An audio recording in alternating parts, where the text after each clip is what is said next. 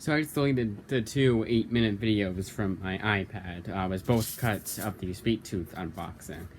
And I never thought I'd have to do that, you know? I think that it was like 16 minutes, like 3 gigabytes. Like, I never thought I had to do that. It's so weird. Because I had that whole hour-long video on there. And I deleted it, and I was able to go an hour straight. No cuts, no nothing, and be fine. And then it was like a 16 minute video. It was actually 17 minute video. And then I recorded another video and wasn't able to do that. And I think it was also reading recommendations. The video I was recording, which is kind of funny, ironic.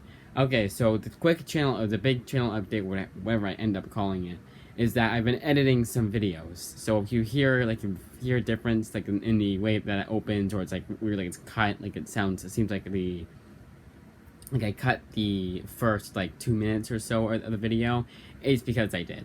Especially with those unboxing videos. For many reasons, but I had to do that. So, there we go. I just did. So yeah, I really need to start turning on the sound of my iPad, because when I'm recording a video, I need to plug in my iPad. I want to hear it charging, whatever. Okay, so library haul, and then reading recommendations. 3 movies. The most prominent being Rambo, which I've never seen, and then just these two. I don't know which ones I'm gonna want to watch. Sing Street was pretty good. Art of Racing in the Rain, I just last ditch effort, so to speak, or not last ditch effort, you know. Only 4 books today. It would have been 6, but 2 of them were the wrong one. I really hope that it was the librarian's fault, because if it's the ILL fault, like the other library's fault, that means that they gave me the wrong book, not that it was the computer's fault. More so the computer's fault, not the librarian's fault. You know what I mean? Hopefully. Scalped. I should have made sure it was book 2. Yep, Scalped. Oh, actually, it could be book 3, because they cover it. Why do they do that? I understand they have to have that. It's the way libraries do it, but at least put book 2 somewhere. I know all I have to do is open the damn book, but yeah, Scalped book 2. This is a pretty good series. It started out very slow. My voice cracked. It started out very slow, but then after that, it got pretty, good. Now this one is, I found out the hard way after finishing Guardians book 4. Yep, book 4. To Black Vortex. That was the whole reason I didn't like X-Men Volume 7 out of all of them, was because it was after Black Vortex, which I had no idea about, and they existed. I never even knew Black Vortex was a Marvel event. That's how, usually I know at least some of it, the event. I at least heard of it, like Original Sin. That was last volume. Again, ironic that 2 of them were back-to-back. Avengers Axis, I know about. I even knew about Contagion from Marvel. That was more recent when I was getting books. And furthermore, I was getting any Marvel book if it looked interesting to me, which I'm so glad I stopped doing, because it saved me a lot of money. Probably the thinnest one since maybe even Volume 1, Hellblazer Volume 7. Oh yeah.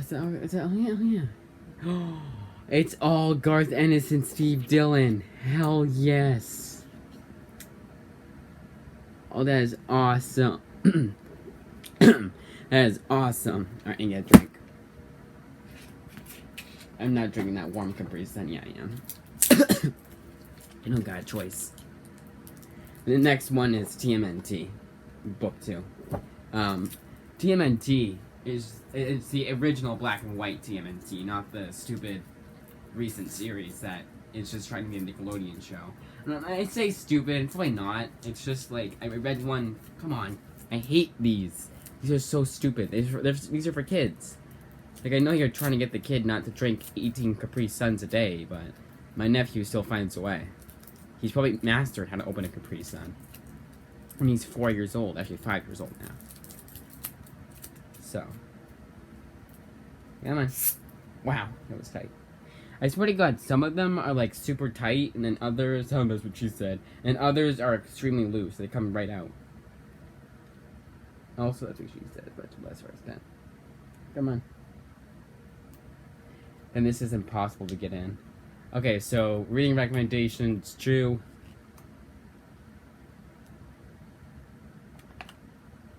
That was not good. Was it kind of warm? It wasn't as bad as I thought it would be. Okay, so True ends on a huge ass cliffhanger, and on the way to the library, I was thinking, you know, one thing I really like about indie books is that I will never. Well, I probably will. I could. But it's a lot harder to spoil something like Chew, a book that not a lot of people have heard about, than something like Guardians of the Galaxy or Hellblazer, or even Hellblazer. You know, it's a lot harder for them to do that, and it's a lot harder for them to ruin Chew because they haven't heard about it than something they have heard about, like any Marvel book or DC book or something like that, like Long Halloween. I'd sooner get spoiled for me. I already have. Than Chew. Middle West, I really, really am crossing my fingers that they have Volume 3, because I love that series. It's so damn captivating. And it got like to it. There was one issue I did not like, and then they kind of like go away from that area. It's a road trip movie. And we meet these kind of boring, weird characters, and I was like, what's going on? This is stupid. And it was trying to do like a world building thing. But then I think Scotty Young was like, you know what? I don't like this. Let's get away from this area. And then he did, and it got even better. He made up for it, and then it ends on an even better note than the first volume I did, and it got like a lot bigger too. It gets a lot bigger in a good way. Motor Crush, that terrible artwork, and I noticed this time. It was something I noticed for the first volume. Never really mentioned, but the first volume had like this weird slang that they used because it's this futuristic book, so they have this futuristic slang, so you know it's in the future, and it was so dumb. It was like, come on guys, what are you doing? And then the artwork was terrible, but everything else was pretty good. You know, the dialogue was okay, the writing was pretty good, nothing like stood out though. Oh, and I like how this is a soft cover. And it has to be covers in the back. And then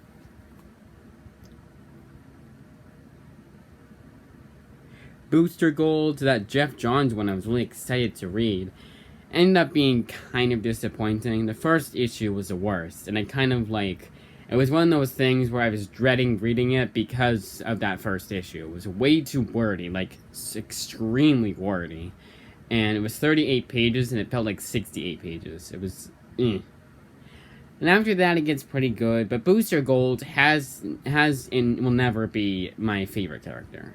Even like my favorite underrated underground character. I'll never have that video where I'm like, why you should be reading Booster Gold, or why Booster Gold is my favorite character, or why Booster Gold is so underrated. Maybe when I finally get Justice League International, I'll feel that way. But for right now, I don't. Sorry to all 5 of you Booster Gold fans. And he was paired up with, Jeff Johns was paired up with another author, and I wonder if it was more the other author than Jeff Johns. But they would put, actually, I don't know if they did, because, well, they will put it in the opening, like, they open the book, and the table of contents. You guys know what I mean, like this right here. That, Jeff Johns was listed. And sometimes they'll put all the names, like with the Hellblazer, they put all the names, but not every issue is written by Garth Ennis, or not every issue is written by Jimmy Delano. You know how that goes? So I wonder if some were written by Jeff Johns and some were written by the other guy. I don't know what the other guy was. I've also heard that Jeff Johns is only as good as the artist he pairs up with. Like Ivan Reis and all his Green Lantern pals he was paired up with, even Van Sciver especially, those were a dream team. And then when that's a theory that I've heard a lot of people say, and I was probably right, honestly, because Geiger I've heard is terrible. That's Jeff Johns too. Flash, that Flash of Two Worlds one, kind of ironic that I was just talking about Jeff Johns. He has a foreword in that book.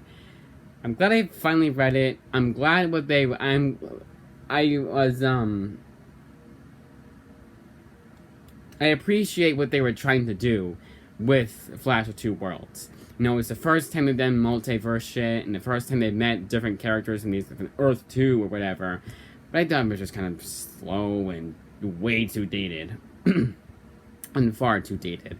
It gets a little bit better once Josh Broome comes on the scene, but even then it was just kind of eh. And it solidifies, not, what's the word? It begins, confirms that I will never, ever be a fan of Silver Age. Maybe for some characters, like, that eerie feeling that you're being watched, like, actually being watched. Not like, you know, obviously you guys are watching me, but I mean, like, in here. And then, sorry.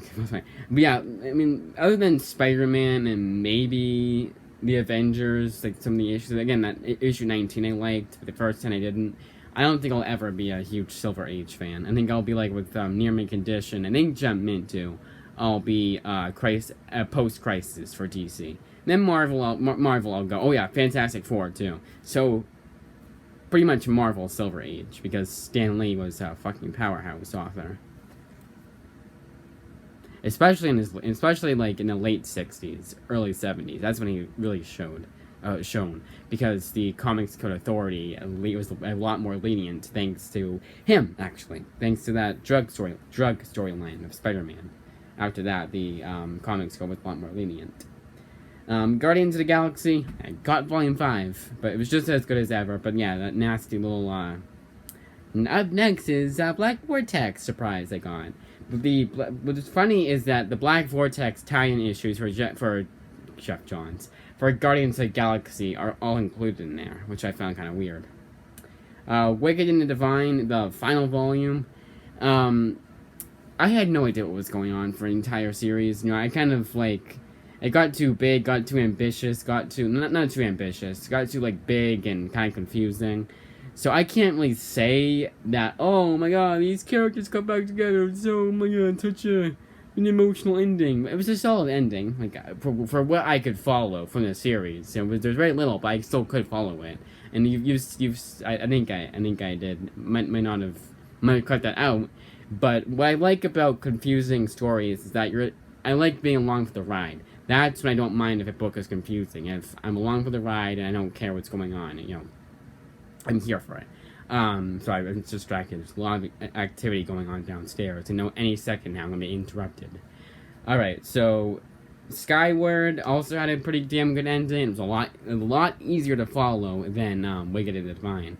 But Skyward kind of had a rushed ending, and I wonder if the author, I think it was Joe Henderson, I wonder if Image kind of came to him and said, you know, the last few issues of Skyward haven't been doing well. We're pulling the plug on issue 18, so you better be close to the end of your story. And he was like, oh shit, I'm not. And then he kind of had to rush things. It wasn't totally rushed, it's just the ending, like the climax felt very rushed. And then, it was just kind of the end. I don't know. Could just be me. Manhattan's Project. I'm dropping that title. You know, there's a difference between you don't know what's going on, but you like it, and you don't know what's going on, and you're not liking it at all. Like I said, you're on for this crazy ass ride, and you're like, okay, I want to see what's next. I'm not following anything, but I'm interested. Let's see what's gonna. Jesus. Let's see what's gonna happen. But Manhattan's Project, it was too wordy too. It was kind of like, it was just like they were delving too deep into the confusing shit. They like explained like this, like they would talk about this thing that you don't know what they're talking about because it's supposed to be. I think it's supposed to be like it's their world, and like it's very hard to explain. I'll know what I'm talking about once I upload this. Kind of like, oh, that'd be a perfect way of explaining it. But yeah, it was just kind of weird. Lazarus, I'm gonna take a break from. It's just kind of, Again, it's just that series that, like, I want to know what's gonna, and I want to know what's gonna happen with the characters. I'm interested in the story enough to want to continue the series, but not. But again, my library, the Interloan library, stops having the series, and you don't have volume 6 onward. then I'm just gonna stop reading the series altogether and be fine with that. You know, I'm like, okay, whatever. So that, I mean, it's still good. Like, if you like that kind of series, if you like the kind of series, if you like that kind of genre, then good for you.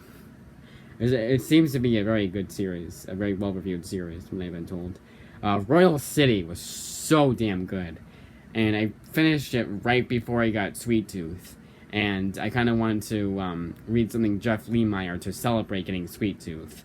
Finally getting Sweet Tooth, the Return book. And I just finished it yesterday. That was whatever, it was fine. I need to finish it anyways. Just for today.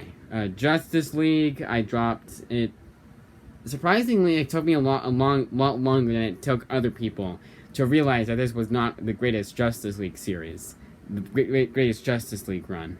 The first volume I didn't like. I wasn't like, oh my god, it's so underrated, guys. Oh my god,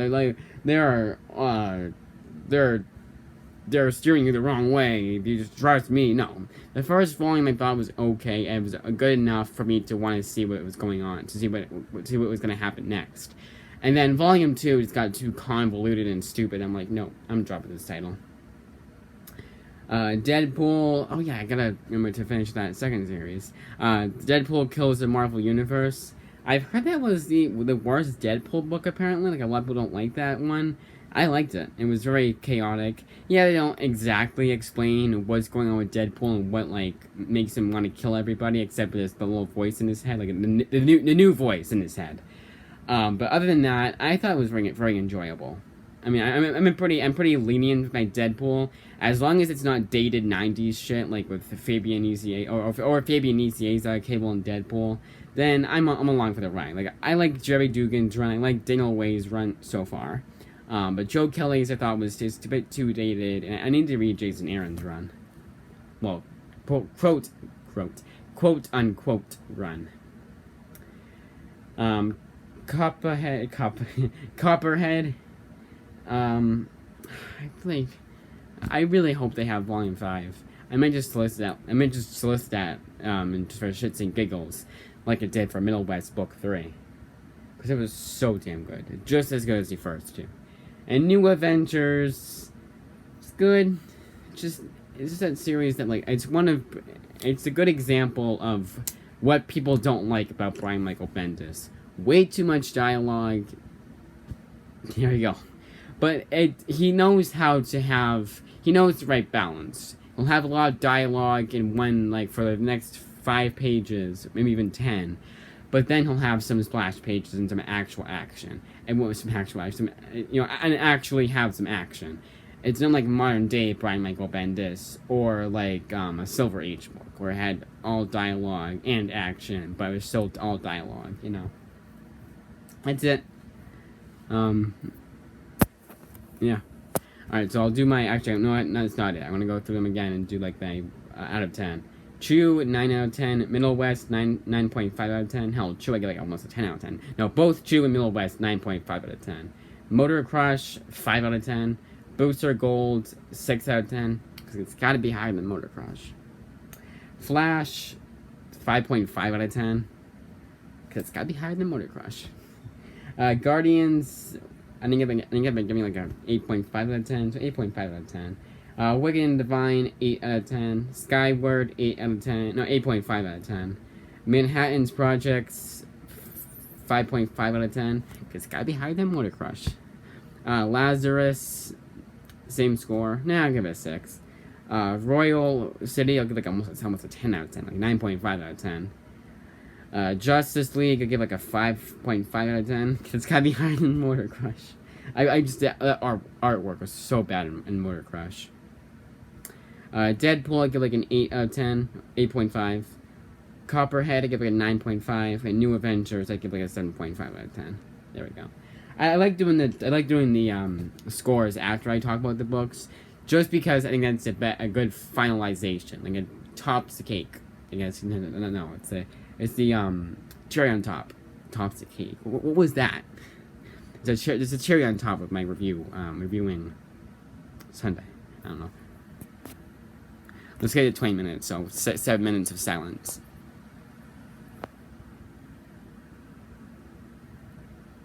Sorry, I cannot see. I have to I have to go this close to see it. That's why I always do this. I'm always like, hey guys, here's my new video. I'm gonna get really close to the camera because I can't see the fucking time. So I look at it, I just never think to look away. That's why, again, a lot of videos are like, hey guys, how's it going? Justin here with another video. I'm gonna get really close to the camera, uncomfortably close, so you see my fucking pimples. Yeah, exactly. That's it.